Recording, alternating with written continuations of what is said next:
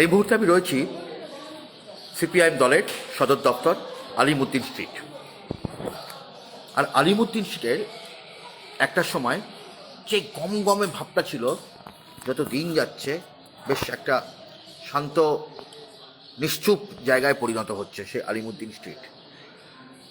এবং এই যে আলিমুদ্দিন স্ট্রিটের যে এই যে লবিটা, এই লবিটা গম গম করতো একটা সময় ফাঁকা। তবে যে খবরটা দর্শক বন্ধুরা আপনাদের সঙ্গে আমি শেয়ার করব এখন, সেটা হচ্ছে অনেক দিন বাদে রাজ্যে আগামী বিধানসভা নির্বাচনে রাজ্যের 294টি আসনেই কংগ্রেস তারা একা লড়বে বলে জানিয়েছে। রাজ্যে কংগ্রেস একা লড়বে বলে জানিয়েছে এবং সিপিএম বা বামফ্রন্টের সঙ্গে কোনো রকম জোটে তারা যাবেন না।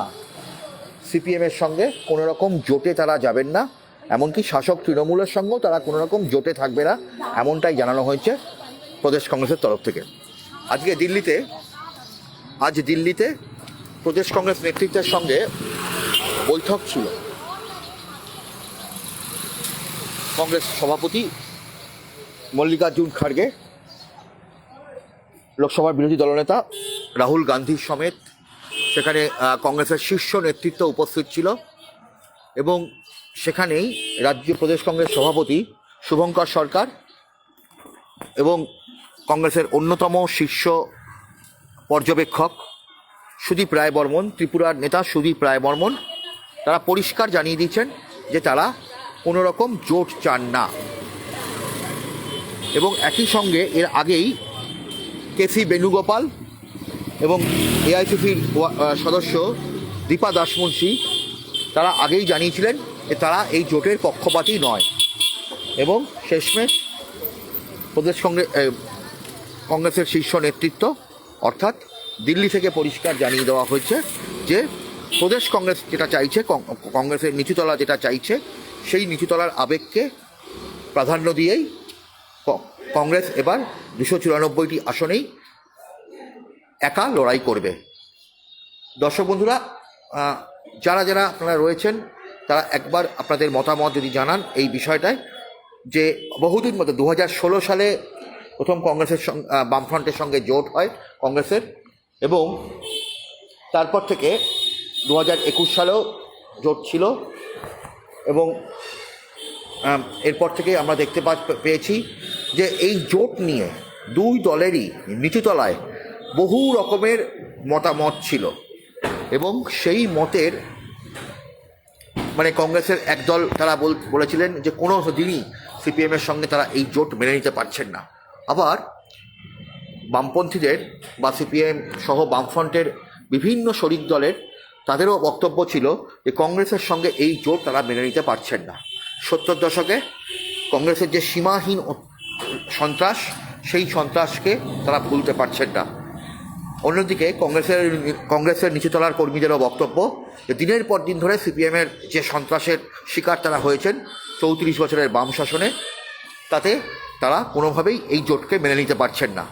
অবশেষে সেই জোট রইল না, কংগ্রেস একাই লড়ার সিদ্ধান্ত নিয়েছে। দর্শক বন্ধুরা, আমরা অবশ্যই আপনাদেরকে এই বিধানসভা ভোটের আগে আরও কত পরিবর্তন হয়, কত উত্থান, কত পতন হয়, সেই সমস্ত খবরের তথ্য আপনাদের দিতে থাকবো। তবে এই মুহূর্তে যেটা জানাচ্ছি যে আজকে আলিমুদ্দিন স্ট্রিটে বামফ্রন্টের বিশেষ বৈঠক ছিল এবং আলিমুদ্দিন স্ট্রিটে সেই বৈঠকে কংগ্রেসের সঙ্গে এই জোট নিয়ে প্রথম থেকেই বিরোধিতা জানাচ্ছিলেন ফরওয়ার্ড ব্লকের নেতা নরেন চট্টোপাধ্যায়। তিনি পরিষ্কার যেটা জানিয়েছেন যে যারা কংগ্রেসের প্রেমে গদগদ ছিলেন সেই বামপন্থীরা এবার কি বলবেন। অর্থাৎ ফরওয়ার্ড ব্লক নেতা নরেন চট্টোপাধ্যায় তিনি পরিষ্কার ভাষায় যেটা বললেন যে ফরওয়ার্ড ব্লক প্রথম থেকেই কংগ্রেসের সঙ্গে এই জোটের বিরোধিতা করে এসেছিলেন, কিন্তু সিপিএমের একদল নেতার চাপে পড়ে তারা এই জোটে সামিল হয়েছিলেন। তবে অবশেষে এই জোট না হওয়ায় অনেকটাই স্বস্তিতে। কিছুক্ষণ আগেই প্রাক্তন সাংসদ, প্রাক্তন বিধায়ক সুজন চক্রবর্তী তিনিও পরিষ্কার যেটা জানালেন যে হাফ হার্টেড জোট হয় না, অর্থাৎ দোনো মনে করে চললে কোনোদিন জোট হয় না। তৃণমূল এবং বিজেপির সঙ্গে লড়াই করতে গেলে যে সুসংগঠিত এবং যে সুসংহত জোটের প্রয়োজন, সেই জোটের ক্ষেত্রে কংগ্রেস সদিচ্ছা দেখায়নি এবং দোনো মনোভাব হাফ হার্টেডলি তারা ভালোভাবে কোনো সময়ই মতামত জানায়নি এবং সেই কারণেই এই জোট না হয়ে হয়তো একদিক থেকে ভালোই হয়েছে এবং কংগ্রেস যেটা সিদ্ধান্ত নিয়েছে সেই সিদ্ধান্ত তাদের সিদ্ধান্ত। তবে সিপিএমের পক্ষ থেকে পরিষ্কার বলা হচ্ছে যে সিপিএম বামফ্রন্টগতভাবে তারা আগামী দিনে লড়াই করবে। দর্শক বন্ধুরা, বিধানসভা ভোটের আরও কিছুটা দেরি থাকলেও এখন থেকেই আজকে রাজ্য বাজেট ছিল, সেখানে বিভিন্ন প্রকল্প ঘোষণা করা হয়েছে। লক্ষ্মীর ভাণ্ডারের যেমন 500 টাকা বাড়ানো হয়েছে, নতুন প্রকল্প যুবসাথী নেওয়া হয়েছে, যেখানে 21 থেকে 40 বছর বয়সী যুবক যুবতীরা যারা বেকার থাকবেন মাধ্যমিক পাস তাদেরকে 1,500 টাকা করে ভাতা দেওয়া হবে। পাশাপাশি আজকে সুপ্রিম কোর্টে অবিলম্বে 25% ডিএ ঘোষণা করতে হবে, ডিএ দিতে হবে রাজ্যকে।